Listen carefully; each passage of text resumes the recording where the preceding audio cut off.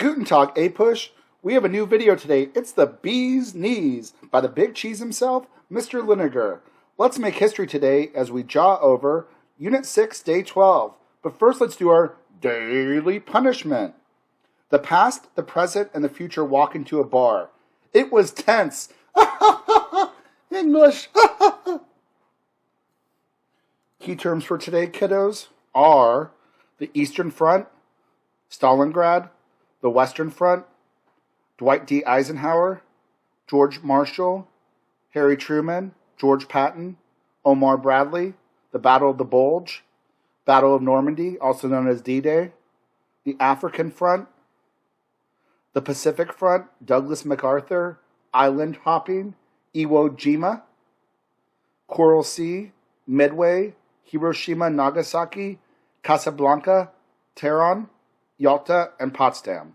The big things we'll go over today are the fronts and battles of World War II, diplomacy during World War II, politics and its effects during World War II, and the consequences of foreign policy after World War II and what the world will look like after World War II. So there were 4 fronts in World War II. Let's talk about the 4 fronts. There was the Pacific Front, where America is going to fight the Japanese, although the British will also have a much smaller force and they're also helping out the Americans.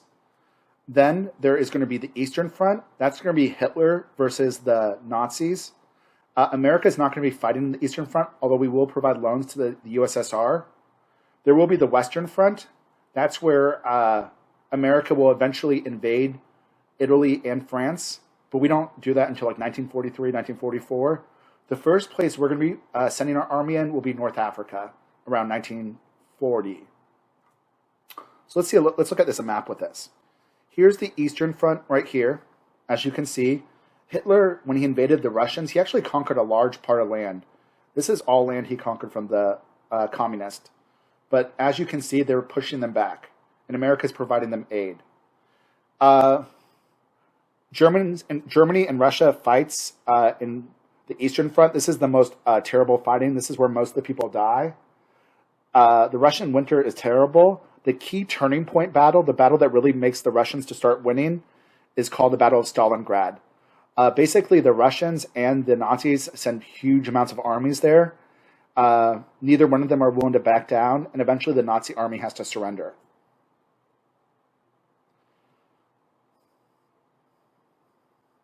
The Pacific Front is going to be in the Pacific Ocean. The Pacific Front starts with Pearl Harbor, where the U.S. is attacked in Pearl Harbor. The commander for the Pacific Theater is going to be Douglas MacArthur.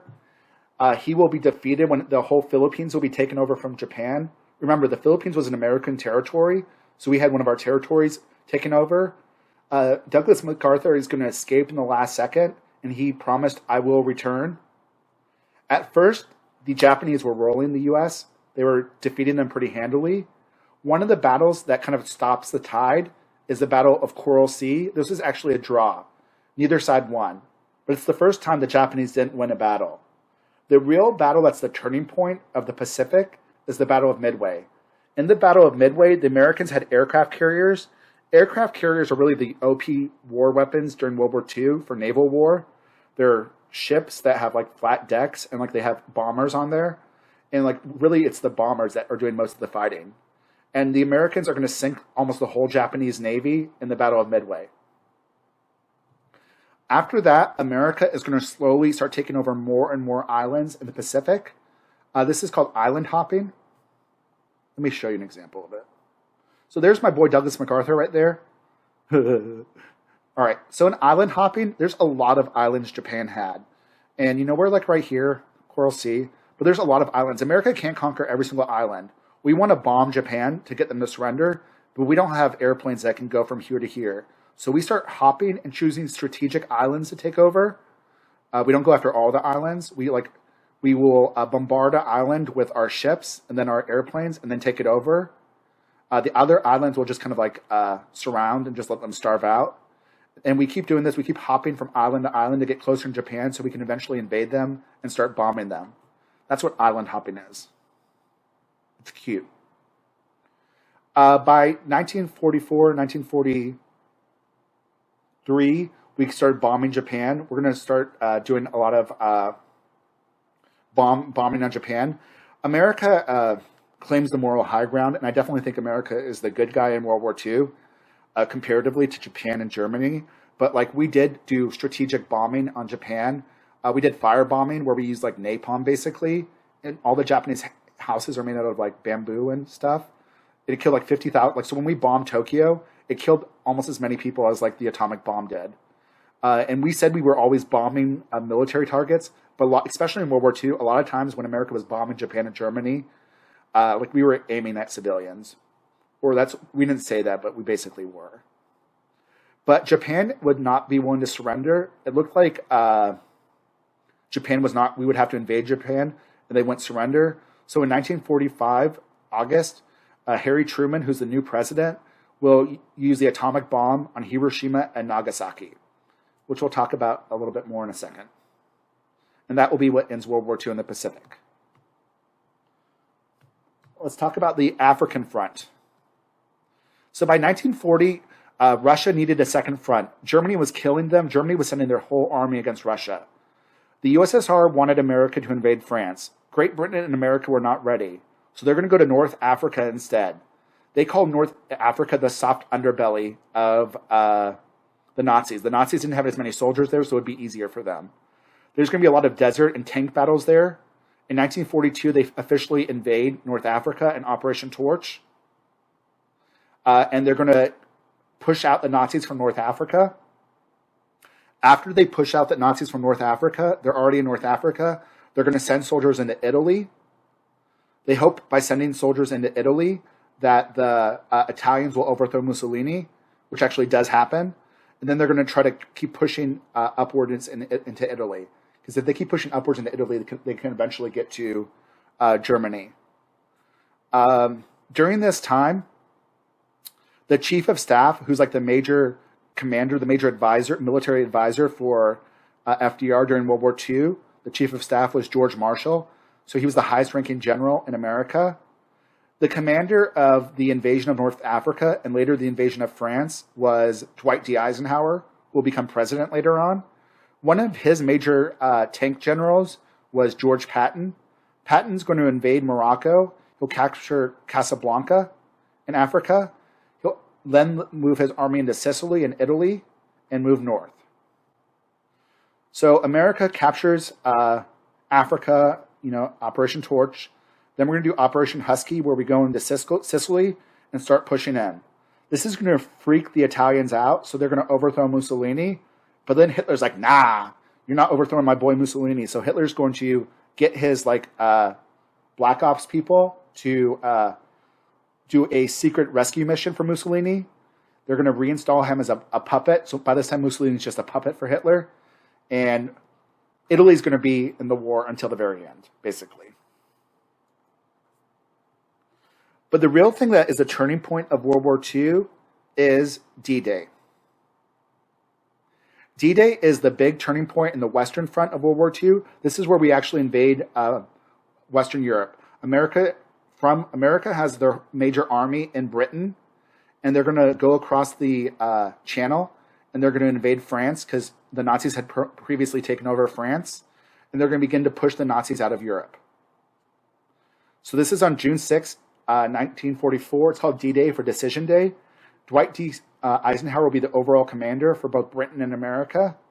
The U.S., Great Britain, and Canada will invade France. It's the beginning of the end of the war. The British landing went as planned. The American landing, like at Omaha Beach, was a little bit more problematic. The leader of the American invasion was Omar Bradley at Omaha Beach. This almost stopped the invasion. There was a lot of problems America faced there. There was a large German army there, and we almost got pushed back. 2,500 Americans will die or be injured. This is going to be the worst beach of the day. Here's D-Day, American soldiers waiting for D-Day. The D-Day landing. Going into D-Day. And this is where we landed in D-Day. Watch this, guys. This just shows America's advance. So I'll just keep it on for a second, and I'll sing something patriotic for y'all. Oh, say, can you see the dawn's early light, what so proudly we hailed, by the twilight skies gleaming, what's brought stripes and bright stars to the perilous fight, and the battles we watched was so glorious flaming, and the mountains red flame, the bombs bursting in air, gave proof through the night that our flag was still there. Oh, say does the star-spangled banner yet wave for the land of the free and the home of the brave. Oh my God, that was perfect. All right. So Germany is going to fall. Germany is now being attacked on three sides. They're being fought in the Eastern Front against Russia. They're being invaded through Italy. So they have to send soldiers to Italy to help out the Italians. And they're being fought in France. So they're being triple teamed. The last big offensive by Germany was the Battle of the Bulge. Hitler's going to go for a gamble. He's going to try to destroy the American army in the Battle of the Bulge. It will not be successful. Eventually, even though the Americans get pushed back, they will eventually defeat the Germans under Patton. Patton will be the U.S. commander that does that. The Americans are going to allow the Russians to capture Berlin. The Russians lost much more men than we did in World War II. Also, we are going to allow the Russians to capture parts of Eastern Europe. In return, Stalin promises that he will let them have free elections, which he will not do. Hitler does not want to be captured. Hitler will kill himself. Here are some important political events during World War II. In 1936, African Americans are going to start voting Democrats. They felt like they were being helped by the New Deal. So this is like the whole New Deal coalition. In 1940, Roosevelt will break the two-term limit. In 1942, you're going to have much more conservative Democrats. They want to focus on the war effort. And they're going to start to get rid of any remaining New Deal programs.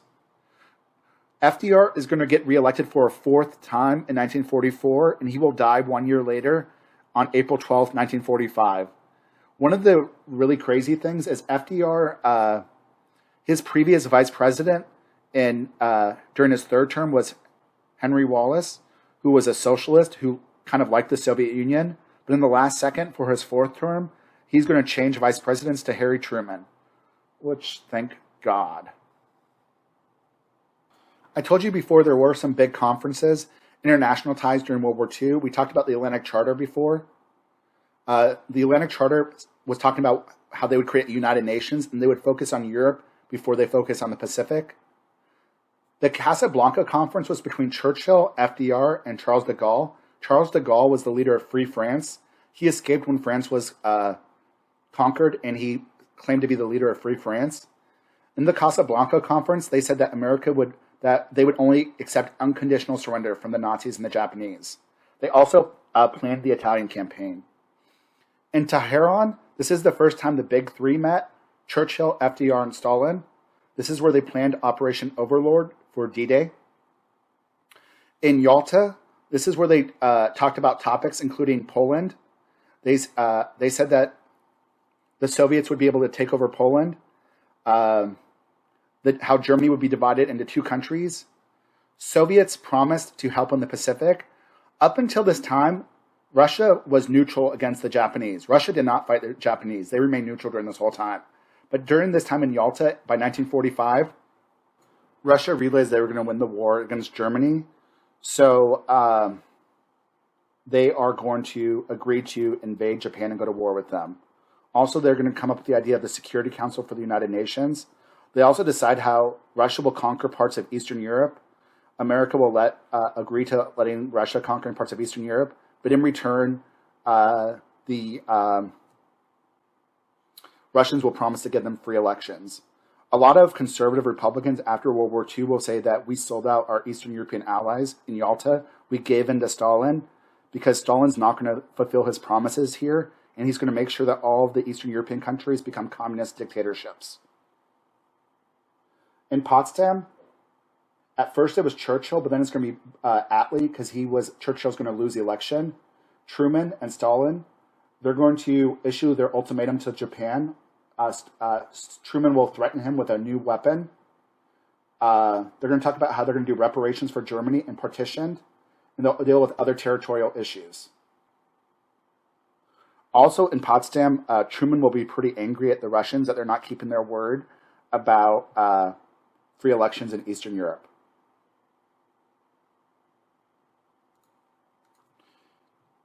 Here's a picture. This is from Yalta. One of the reasons it's called the Yalta Betrayal, and the Republicans said that FDR gave in to the Russians, is first of all, he had communist spies working for him that were feeding the Russians information, so that doesn't look good. But second of all, remember when Poland was invaded by the Nazis, the Russians invaded Poland also?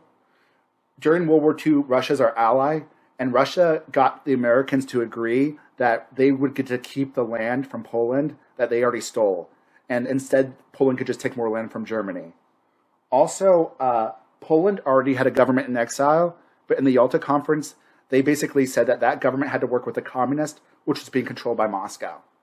And really, it's going to basically allow that communist government to take over.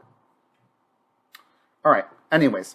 So, President Harry Truman is going to authorize the nuclear strikes of Japan in 1945. On August 6th, he attacks Hiroshima. 70,000 people will be killed.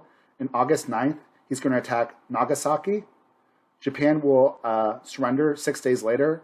On August 15th, they'll do unconditional surrender.